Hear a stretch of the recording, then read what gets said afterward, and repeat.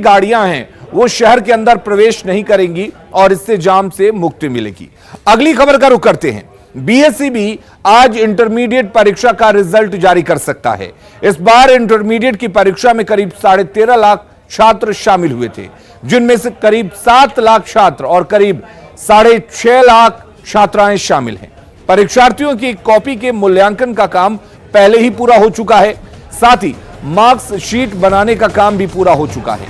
सूत्रों के मुताबिक टॉपर्स के वेरिफिकेशन का काम भी जारी है।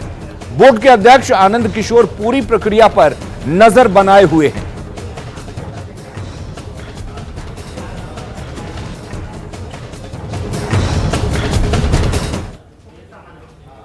और सबसे पहले इंटरमीडिएट के रिजल्ट छात्र न्यूज 18 की वेबसाइट पर देख सकते हैं। इसके लिए आपको news18bihar.com पर विजिट करना होगा।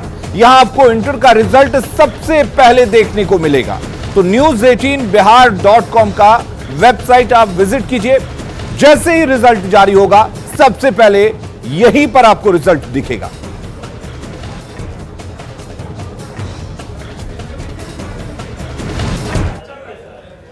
अगली खबर की शुरुआत कुछ सवालों से करते हैं। क्या बिहार में विपक्ष के नाम पर गुंडागर्दी हो रही है? क्या लोकतंत्र की मर्यादा को तार तार करने की कोशिश आरजेडी और विपक्षी पार्टियों के नेता कर रहे हैं? यह सवाल इसलिए क्योंकि चोरी और सीनाजोरी करने वाले आरजेडी के विधायकों को तेजस्वी और तेज प्रताप खुद ही शह दे रहे हैं, उकसा रहे हैं और उल्टे सरकार पर लोकतंत्र की हत्या करने का आरोप भी लगा रहे हैं।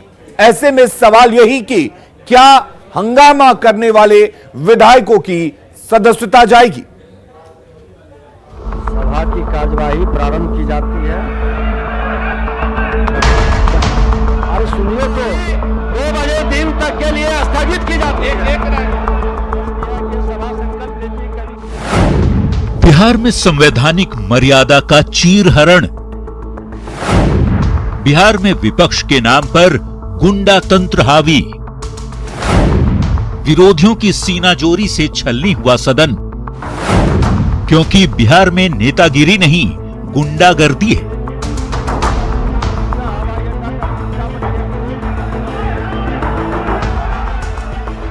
विधानसभा जो किसी भी प्रदेश के लोकतंत्र का गवाह होता है, वो जगह जहां से नीतियां बनाई जाती हैं, जहां से प्रदेश की प्रशासनिक व्यवस्था की नींव रखी जाती है। लेकिन उसी सदन की ऐसी तस्वीरें जहां पुलिस विधेयक बिल का ऐसा विरोध जिसकी कल्पना तक किसी ने ना की होगी। बिहार विधानसभा के स्पीकर पर कागज के टुकड़े फेंके जा रहे हैं। डिप्टी सीएम से पेपर छीनने की कोशिश की जा रही है।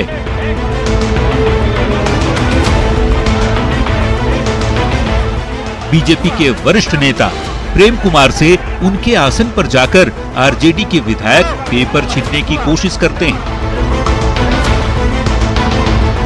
इतने से भी मन नहीं भरा तो विधानसभा अध्यक्ष को उनके चैम्बर में बंधक बनाने की कोशिश की गई। भारी संख्या में पुलिस के जवान मौजूद हैं, क्योंकि सदन में हुआ ही कुछ ऐसा।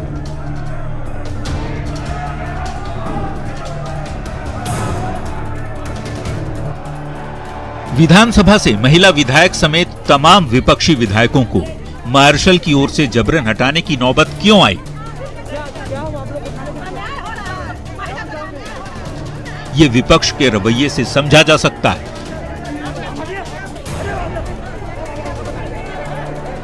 मंगलवार को विपक्ष के नेताओं का ये रूप आपने देख लिया तो ये तस्वीरें बुधवार की हैं। विपक्ष के नेताओं ने विधानसभा के आखिरी दिन की कार्यवाही का बहिष्कार कर दिया और सदन के बाहर बैठकर विरोध जताते रहे, माथे पर काली पट्टी बांधे।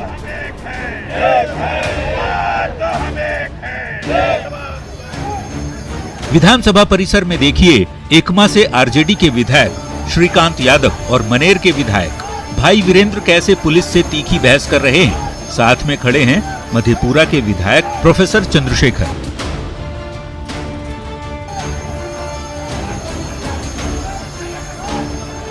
आरजेडी की विधायक अनीता देवी हों या रेखा पासवान, मसौढ़ी की विधायक मंजू अग्रवाल हों या शेरघाटी और मोहनिया की विधायक, सदन के परिसर में जमीन पर बैठकर ऐसे धरने दे रही है कि पूछिए मत।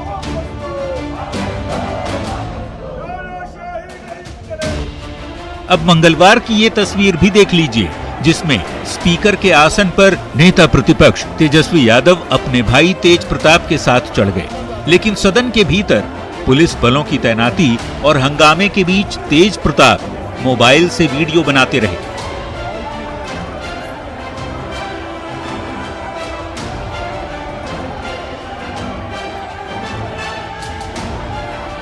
जब सीनियर नेताओं का शह हासिल हो तो फिर जूनियर क्यों चुप बैठे रहते? सो सदन के बीच में टेबल पर कुर्सी लगाकर बैठ गए भाई वीरेंद्र और इत्मीनान से बिल की कॉपियां फाड़ दी। शर्मसार होते लोकतंत्र के बीच वहां मौजूद आरजेडी के विधायक तालियां बजा रहे थे। विपक्ष का ऐसा चेहरा जिस पर सवाल खड़े होना लाजिमी है। नेतागिरी के नाम पर गुंडागर्दी क्यों? सदन में बिल की कॉपी फाड़ने का अधिकार किसने दिया? टेबल पर कुर्सी लगाकर कैसे बैठ गए भाई वीरेंद्र? स्पीकर के आसन का घेराव कितना जायज है? तेज प्रताप यादव वीडियो क्यों बना रहे थे? और सदन की मर्यादा को तार तार क्यों किया गया? कुछ लोगों के मन में क्या बात आती है, कौन ऐसे लोगों के एडवाइजर हैं, क्या कर रहे हैं, इससे कुछ नहीं होने वाला है। इससे लोग अपना समय ही बर्बाद कर रहे हैं। जो उनको अधिकार मिला हुआ है, अपने अधिकार का सही ढंग से उपयोग नहीं कर रहे हैं।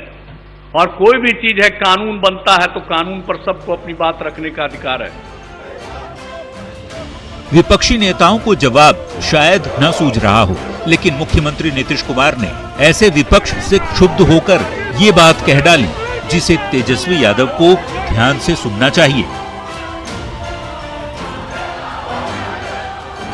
काश ऐसी नसीहत बिहार के विपक्षी नेता समझ पाते, उस पर अमल कर पाते, लेकिन नहीं, उन्हें तो हर मुद्दे पर सियासत चमकानी है, सरकार के हर फैसले का विरोध करना है। ऐसे में कैसे मजबूत हो पाएगी विधायिका? कैसे मजबूत होगी जनता के बीच नेताओं की साख?